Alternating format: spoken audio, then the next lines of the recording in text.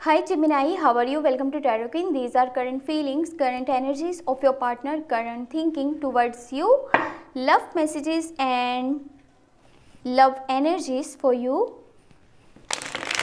ये आपके पार्टनर की करंट फीलिंग्स हैं, करंट एनर्जीज हैं और लव मैसेजेस हैं, यानी कि हिडन मैसेजेस जो कि शायद वो आपको कभी कभी नहीं बता पाते।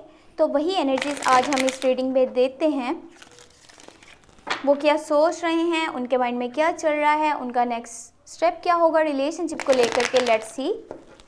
और अगर आपको ये वीडियो पसंद आए तो आपने लाजमी चैनल को सब्सक्राइब कर लेना है, वीडियो को लाइक कर देना है, नोटिफिकेशन बेल को ऑन कर लेना है और ऑल पे क्लिक कर देना है ताकि कोई भी आने वाली वीडियो की आपसे अपडेट मिस नहीं हो पाए। अगर आप पर्सनल रीडिंग लेना चाहते हैं, आपका कोई पर्सनल क्वेश्चन है तो आप मुझे व्हाट्सएप पे कांटेक्ट कर सकते हैं। व्हाट्सएप का नंबर आपको इस वीडियो के डिस्क्रिप्शन बॉक्स में मिल जाएगा। ओके जी, let's see. First you have the chariot, the moon, knight of pentacles, eight of wands, five of swords, the sun and page of wands. आपके पार्टनर की अभी जो करंट फीलिंग्स हैं, जो एनर्जीज हैं, वो ओवर कंट्रोल हैं, यानी कि over control emotions, over control energies, और उसी की बेसिस पे वो कुछ ऐसा डिसीजन लेने वाले हैं, कोई ऐसा स्टेप लेने वाले हैं, क्योंकि उनकी यहाँ पे मूवमेंट नज़र आ रही है। आपको ये द चैरियट का कार्ड नज़र आ रहा होगा जो कि मूवमेंट को शो करता है।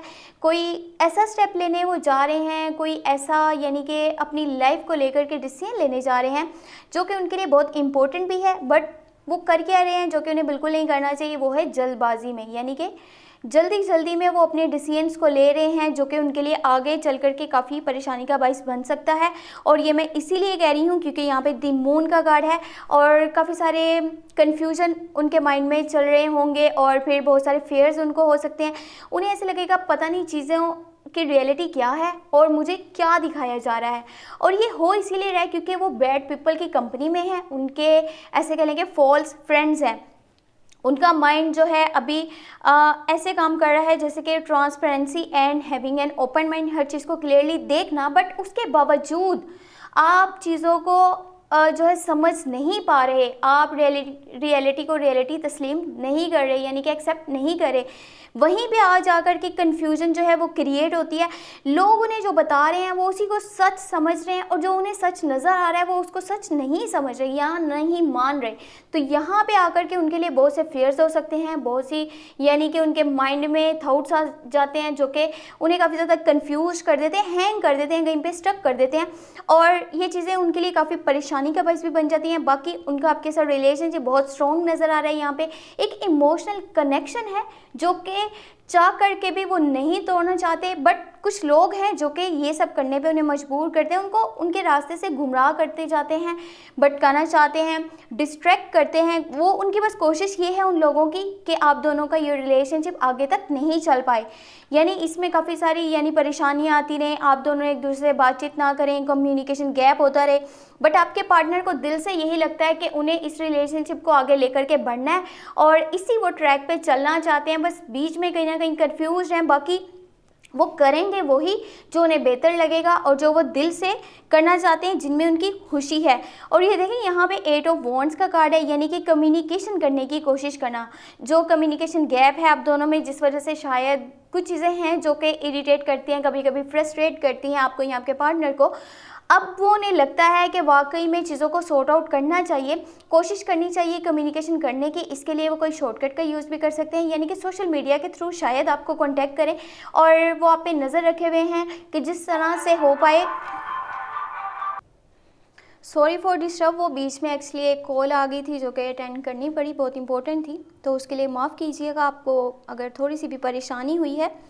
मैं आपको बता रही थी यहाँ पे वो आपको कम्युनिकेट करने की कोशिश करेंगे, जिसके लिए वो सोशल मीडिया का यूज़ भी करने वाले हैं।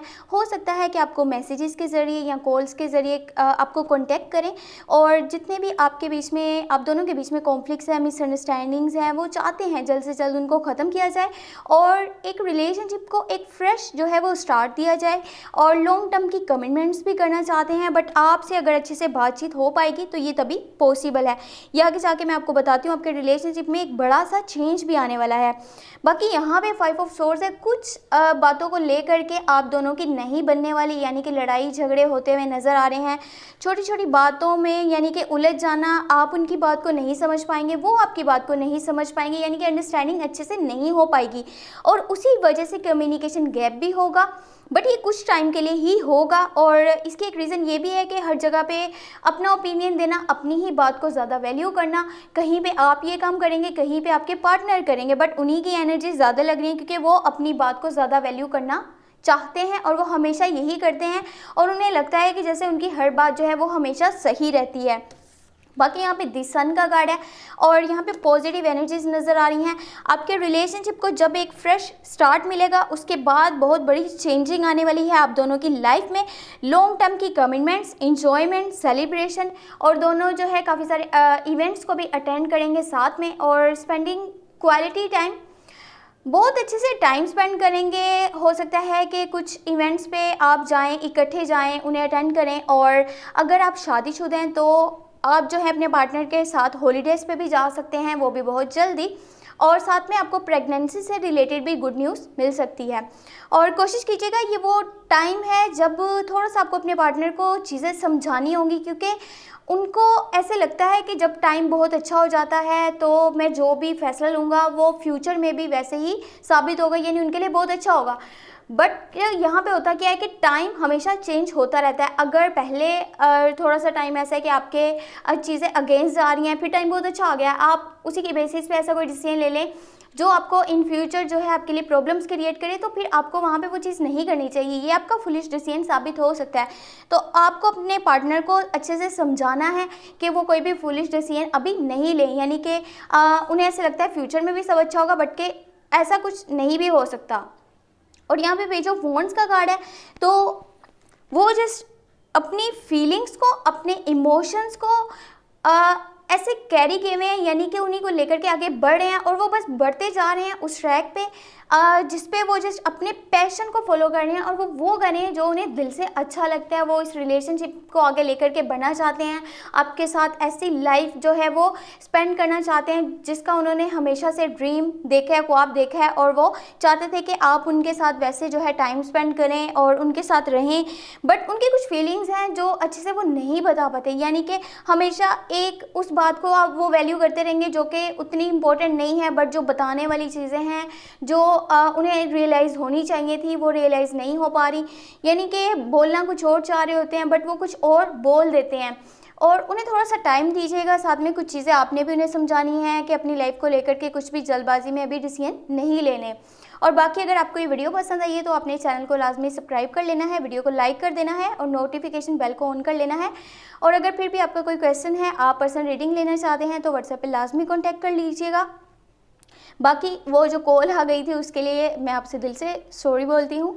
अपना बहुत सारा ख्याल रखिएगा। Thank you so much. Take care. Bye bye.